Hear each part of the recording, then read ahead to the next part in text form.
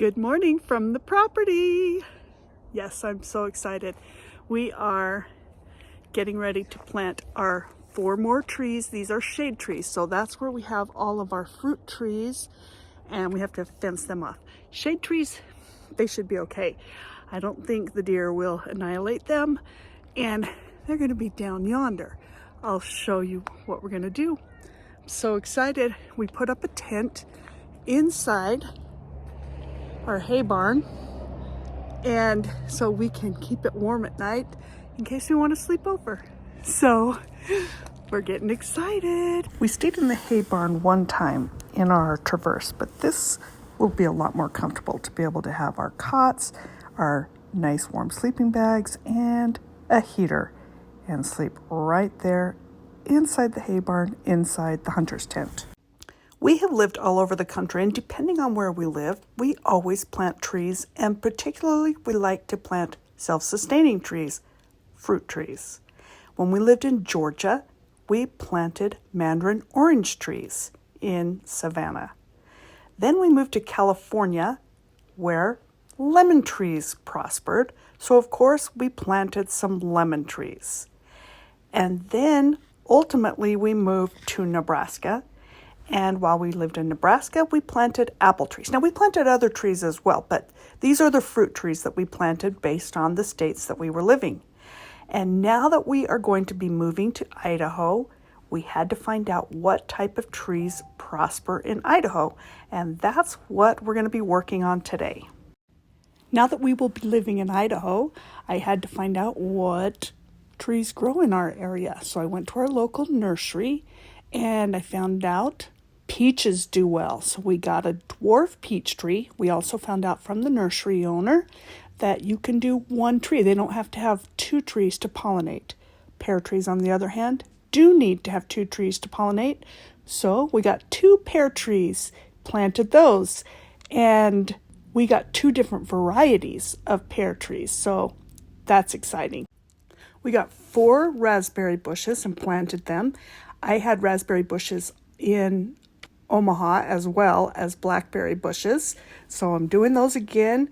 We got 4 blackberry bushes. And last but not least, in our gated area with fruit, we got 4 different varieties of grapevines, and they're all seedless table grapes. So I am so excited. And fall is a great time to plant them. They are so much cheaper, first of all, and then they can go dormant and they can start producing and being happy and getting their roots going in the spring, so that during the summer there's lots of fruit available. Oh, I'm just so excited. But it's hard to look at the dormant grapevines now and visualize what they can ultimately be if they can make it through the winter. And the hardest part for them is to make sure the animals don't eat them before they have time to bloom. But winter is knocking on our door, and I can't put up deer fences for every single shade tree that we plant because we have a vast property. So we're going to take our chances on the shade trees and see what we can do.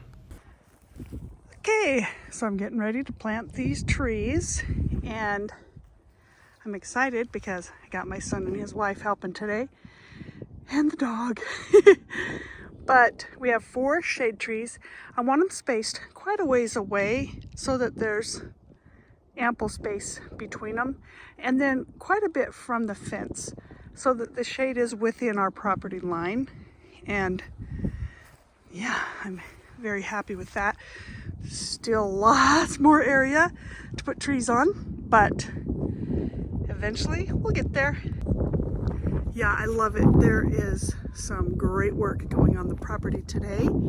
Got our tree we're getting ready to plant, and then I got my helpers, my son and his wife, and my dear hubby. We're planting and watering today.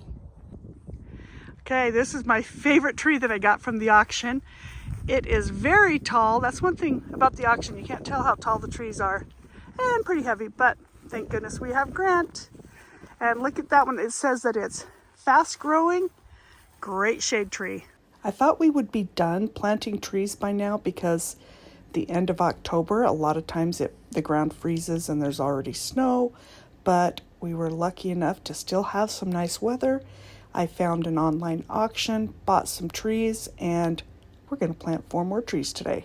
The local nursery where we bought all our fruit trees gives free mulch with its customers, but it doesn't come bagged or anything. It sure does save a lot of money, but you have to kind of bring your own things in order to maneuver your mulch. And we started bringing some of our things from our garage to the hay barn, which included some sleds. And we realized, hey, those sleds work great for hauling mulch around. Yeah, we're just innovative. That's what we do. Now you get to meet my son. Well, sort of. He gets to help along. I don't have my kids on my channel very often, so this is a treat. Parents' model released so many years ago. Okay, so we're digging the hole deeper than the tree, softening up the ground, all that good stuff. Then, nope, deeper.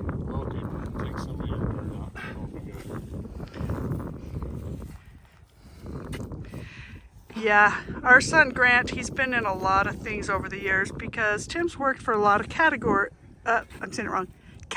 companies. So Grant's been in catalogs since he was born. We joke around about getting a model release for my YouTube channel. Do we have permission? But the good thing is he's over 21, so do we have permission to use you? Sydney, do we have permission to use DJ? Yes. And Sydney. Oh.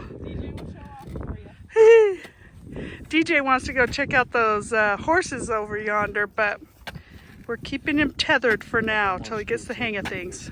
After we left our property, we went to a Halloween party. And while we were at the Halloween party, I met with someone who happens to be an arborist. Do you know what an arborist is? An arborist is an expert on tree care.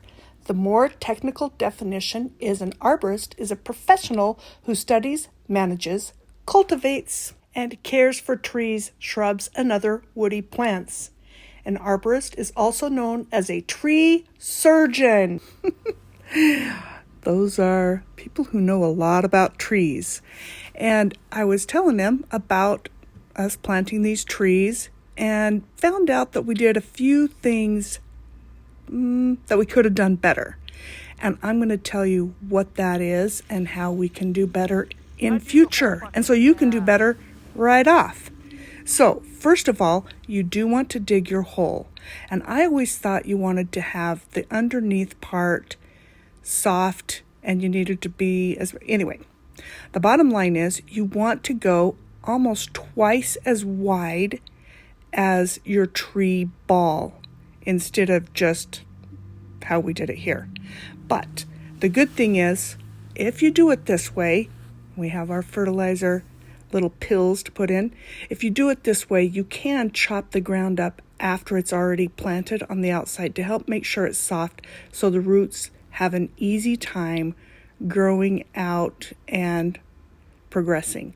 Luckily for us, we are doing this when it's just about winter, so it's kind of going dormant anyway, and it's not going to do a lot of aggressive growing right now, but we still want to soften the ground all the way around it to make sure that it can grow.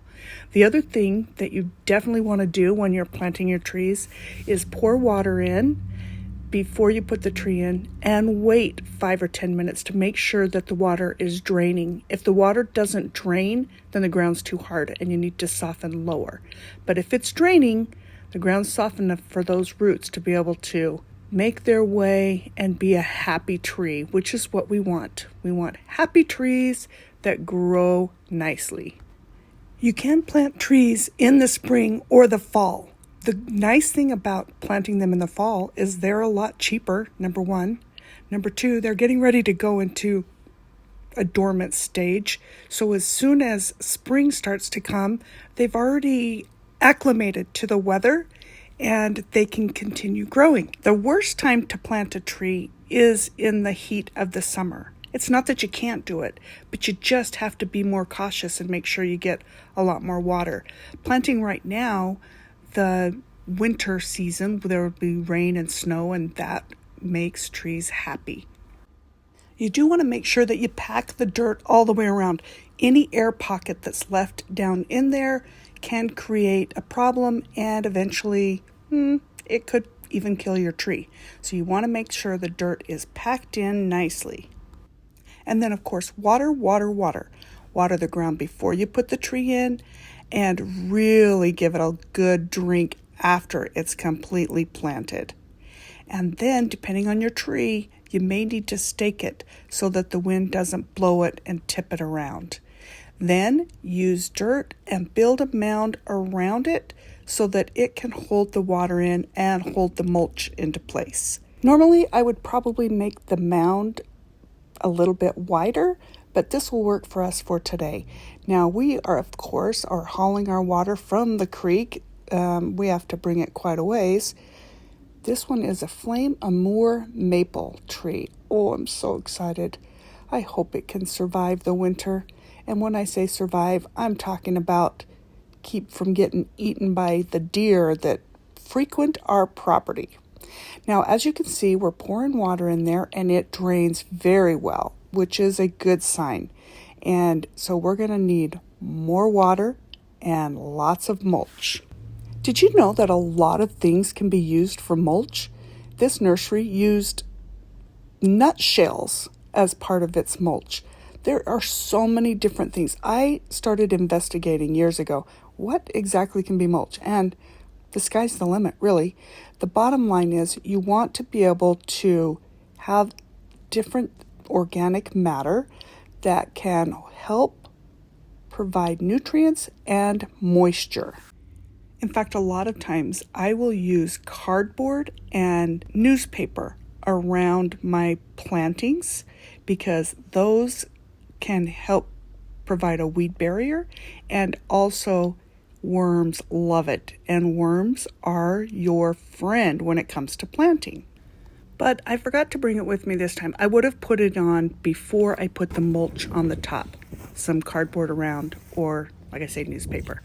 But based on the items that we have with us, this is going to work just fine. Now, my smaller tree that I'm going to plant, we did all the same things, and we're to the watering phase of this one. And then we go ahead and water, mulch, water.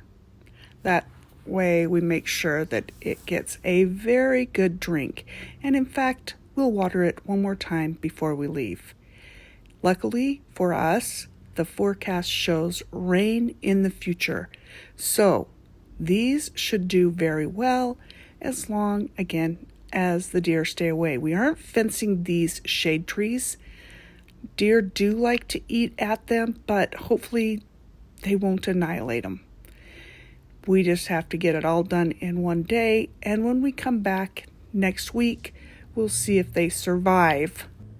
We are putting up a trail cam so we can watch to see what animals are coming on our property while we're gone, but it won't show me these trees. We have the trail cam up close to our barn, which is by our fruit trees, and these are very far away, and so we don't have a trail cam for each tree. So it'll be an interesting thing to come back in a week and see if our investment is annihilated or if it'll stand the test of time. It's so funny, when I picked up my trees from the auction, when we're hauling them in our Traverse, I mean, we kind of do everything in our Traverse. We drive it down to the creek, back to the barn, hauling things around. Yeah, we're real fancy around here, as you can see. But at this point, eventually we'd like to get a 4x4 or something to drive around on the farm. But for now, this works just fine. Okay, I'm going to show you what it looks like from where we're going to put our trail cam. And as you can see, even when it's daylight and I zoom in, because this is almost 8 acres, it's hard to see the tree. That tree right there is actually sagebrush, so that's not even the trees. You can't even see them from this far away, even though they're pretty big. they blend in so much with the terrain, and so we won't be able to see how our trees fare until we come back next week. Let me show you some pictures of some trail cam. Every day the deer come and they just keep an eye on the other side of the fence. They're just so intrigued. It's crazy. We get alerts all through the night. And this has been only in 1 week, all these different deer. It's probably the same family over and over again. They even brought their dad with them one day. I mean, it's just crazy, all these deer. And what's amazing to me is how often they just really seem to be focusing in on the fenced-in fruit trees, because the grass is always greener on the other side of the fence. And in fact, last night, one of them was able to make it inside. Oh man, we're going to be going in a couple of days back to the property, so we'll see what kind of damage they did to our beautiful fruit trees. In the meantime, I'll tell you a couple other things. We have been seeing lots of animals, actually quite a few cats, which I love that all the farmers around have outside cats. Bring them on, help get rid of some of the mice around here. But check and see if you can figure out what is this. Can you tell what it is? Comment below and let me know what you think it is. We did look at our trail cam this morning, and it appears that our trees are still alive and kicking, and the deer made it out of the fence line. Last night there was quite the storm. We're not sure why this alerted, if it's like some sort of blowing snow coming through and it alerted and took a picture, but it was pretty cold last night. You can even see that there's frost in the morning picture. When there's daylight, there was frost. It appears that it's getting very chilly at night on our property in Idaho. Good thing we bought a very strong heater, so when we're working in our hay barn, we'll be able to stay warm. Stay tuned for next week's post. I'm so excited about this. I learned a bunch from my arborist friend, and I actually talked to a landscaper as well to find out some more information. I always feel like I want to know what's the best ways to do things. And so I learned a whole bunch of things, and I cannot wait to show you what I've got going on this week. Don't forget to like and subscribe and share this out, and I will see you again soon. See ya.